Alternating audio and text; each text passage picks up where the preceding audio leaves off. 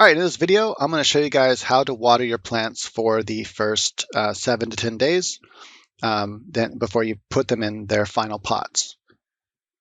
And even if you're not in their, even if you put them in their final pots at this stage, you still want to feed them this amount for like the first 10 days or so, and just a little bit just to cover like where the rock wool is. And here is how you do it. So these are the products you're going to need, just these 4 bottles. By the way, if there's only one product you can afford to buy from me, then buy Colossal P. You're going to see the biggest results with that because it's going to help all your other nutrients work that much better. It's going to benefit the plant so much. Matter of fact, even if you just changed to start using fulvic CalMag, it may make a pretty big difference. But Colossal P is the one I would get. Now, by the way, if you can afford something like General Hydroponics 3-part series or their Flora series, you can afford complete A and B because they're like the same price. So you might as well just buy complete A and B. But if you're still going through your bottles, you want to use the rest of it. I understand that. I highly recommend getting Colossal P and start using it with that to make that nutrient so much better than it already is. And yeah, so it's going to make it the plant absorb everything better and stuff. So okay, so we'll need Colossal P. Boom. We'll need fulvic CalMag. By the way, you're not going to find this kind of CalMag anywhere else on the market. One, because fulvic acid is way too expensive. And so if you ever did find anything on the market like it, it would be way too expensive. Mine's only $19 a bottle, which is the same price as if you were to go online on Amazon and buy a bottle for the same size and buy a bottle of CalMag Plus by Botanicare. So I priced it very competitively, and it's a better CalMag because for many reasons, because it uses fulvic acid. And the fulvic acid allows the nutrients to break into the cell's barrier, whereas the EDTA that's used in, like, let's say Botanicare's CalMag doesn't do that. Neither does DDPA. None of those, all those synthetic chelating agents are too big to enter and break through the cell walls. So although they do make the nutrient easy to uptake by the plant, it doesn't make it easier to transfer inside the plant, whereas the fulvic does. So the fulvic is also natural, so it's not going to harm your soil if you happen to pour this out in your soil. Like if you pour your runoff into your soil or whatever, it's not going to harm your soil over time. And you can also use this as an organic method. It's up to you whether you consider the CalMag itself organic because it is a mineral, but the fulvic is a natural cleaning agent, so it's not going to harm your soil. It's actually going to help your soil over time. All right, then we need complete A and we need complete B. Let's go ahead and get started. So I'm going to start with the fulvic CalMag. So what I do is I just like put this right inside the bottle and then pull it out. And if you get toward the bottom of the bottle, then I recommend pouring it out into like a shot glass first and then using this to pull it out with, or put it in, just tilt the bottle to get the rest of it out. If you do pour it into a shot glass, make sure to dump the shot glass back in the bottle, make sure your shot glass is clean, and then make sure to purge the shot glass before you put anything else in it, which means, dip it in the water a couple times, like the water you're making, dip it a couple times in the water and dump it out so that way it's purged and there's like not pure nutrients in there anymore. I over measure it, and then I squirt out what I don't need. So I'm going to squirt out to 2 milliliters. And so get it right there to that 2 milliliter mark. Boom. So this stuff doesn't have any food coloring in it, right? So when you get really cool colors like the blue and green colors you'll see in A and B, that's done with just a little bit of food coloring, which doesn't harm the plants whatsoever. And it's not going to dye them or anything like that either, because by the time you put it in the water, as you'll see, the water will be clear anyways. It's not enough food dye to make a difference once you add it to the water. But this actually is not food dye. This is actually the fulvic acid's real color. A good fulvic acid will have that nice amber color. So that is just the color of the fulvic acid.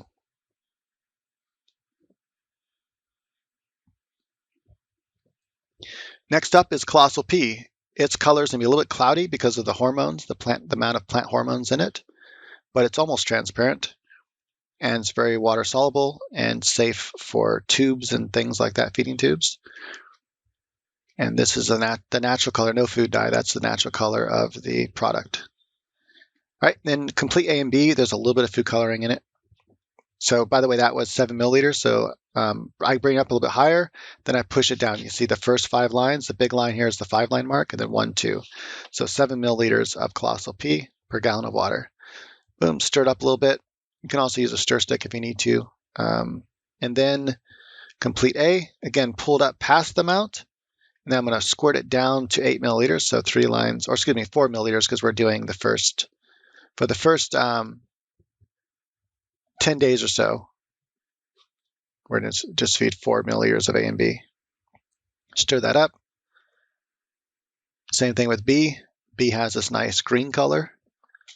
So this is just to help you like associate. I could just leave it clear, but this just makes it easier to associate what is what, right?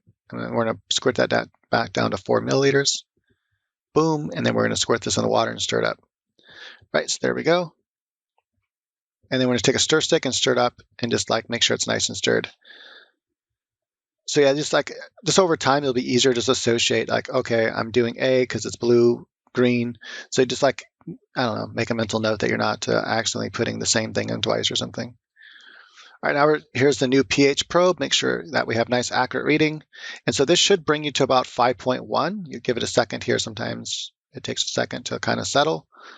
And the TDS, this should bring you to about 580, or excuse me, 480.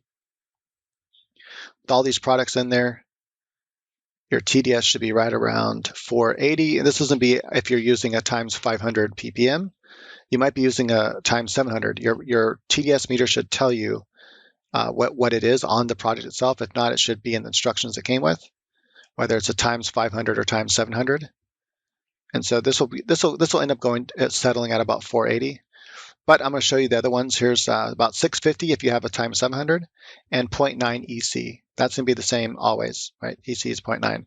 Now, sometimes the reason why using the EC isn't as beneficial as the ppms is because, let's say it's like 4.95, and if it doesn't have that second digit, it's just going to tell you 4.9.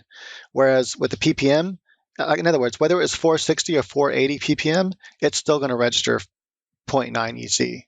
And so this is just a little more accurate. Like, so if you need to get a certain kind, that's what I recommend doing. Okay. So got that done. Now here's what I'm using. I'm using Supreme Growers Simply Silica, and I'm having to use about 1 milliliter of this. So that's a good indication of how accurate your pH pin is. If you did all of this exactly as I did and follow it exactly as I did, you should be able to put about a milliliter. I put a half in there first and kind of stir it around. And I'm like at 5.5, and so I squirt the other half in there, stir it around, and this is going to bring us to 5.8. You can see it's going between 5.7 and 5.8. Okay, one quick trick though to know, if you want your nutrient to be super stable, then only pH up if you're using RO water, right? If you're using tap water, it's never going to be super stable. It's going to take many days of correcting it before it's stable. You can actually get this stable in one go though if you're using RO water. Instead of pHing it to 5.8, pH it to 5.6, wait 12 hours or wait 24 hours. 12 to 24 hours, come back and test it again. It should be 5.8 and it should pretty much stay there. It probably won't drift at all after that. If it does drift one more point after that, let's say it's 5.6 and then it drifts up to 5.9, then next time do 5.5 and wait 12 to 24 hours. And then see if it gets to 5.8. But with this, it should only be 2 points. So if you pH it to 5.6, wait 12 to 24 hours, it should only drift to 5.8, and it should stay at 5.8 for the rest of the time that you use that water. If you pH it to 5.8 like I did, 12 to 24 hours later, it should drift up to 6.0, and that's perfectly fine. 6.0, my nutrients uptake great at 6.0 as well, so don't even worry about that. But if you want to, the next day, I like to just go and sometimes just water with that 6.0 the next day. But if it's another day after that, if I have enough water to last 2 days, then I'm going to pH it back down to 5.8. And at that point, it should stay at 5.8 for the remaining of its time, which means once it gets into the root zone, it's pretty stable. And that's why using RO water is so important, because if you use tap water, it's going to constantly be rising up. But my nutrients handle that very well. So just keep, pHing your stuff down every day. And yeah, if you're using tap water, and then my nutrients will more than make up for the difference as it drifts up and down inside your medium. So that's it. That's how to feed your plants for the first 10 days. So it's really easy. Now for the next part of the veg, you do everything's the same. The only thing you change is instead of using 4 milliliters of A and B, you use 8 milliliters of A and B, and you do that all the way up until the point where the plant goes into flower, or if you veg for a long period of time and the plant gets really big and you start noticing that the leaves are kind of light green, they're not like as dark green as you want them.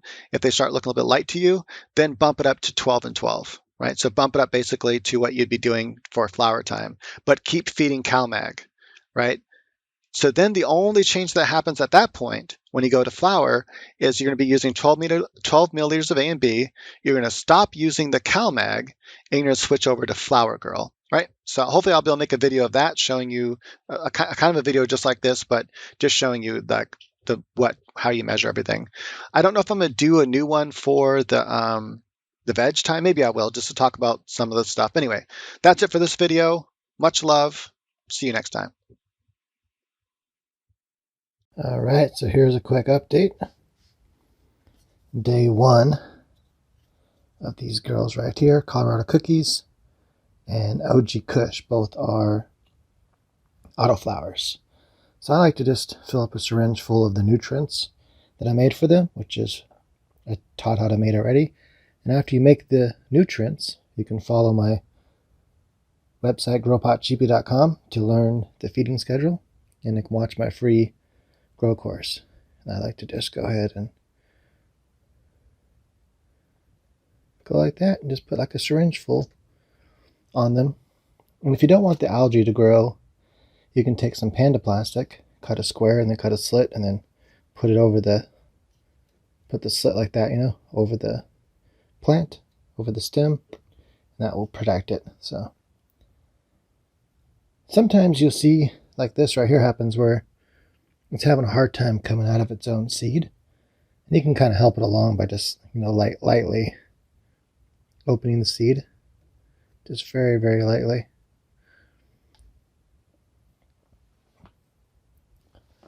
I'm going to go ahead and get another syringe full. You can also use like a shot glass or something like that. And you just want to make sure you water the cubes every day, just enough to where they stay nice and moist and the pH stays good.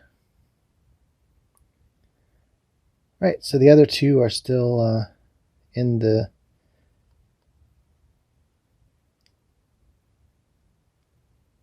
coffee filter. So the other two are still in the coffee filter, and they should probably go in Rockwell cubes hopefully tomorrow. They're just taking a little bit longer to do their thing.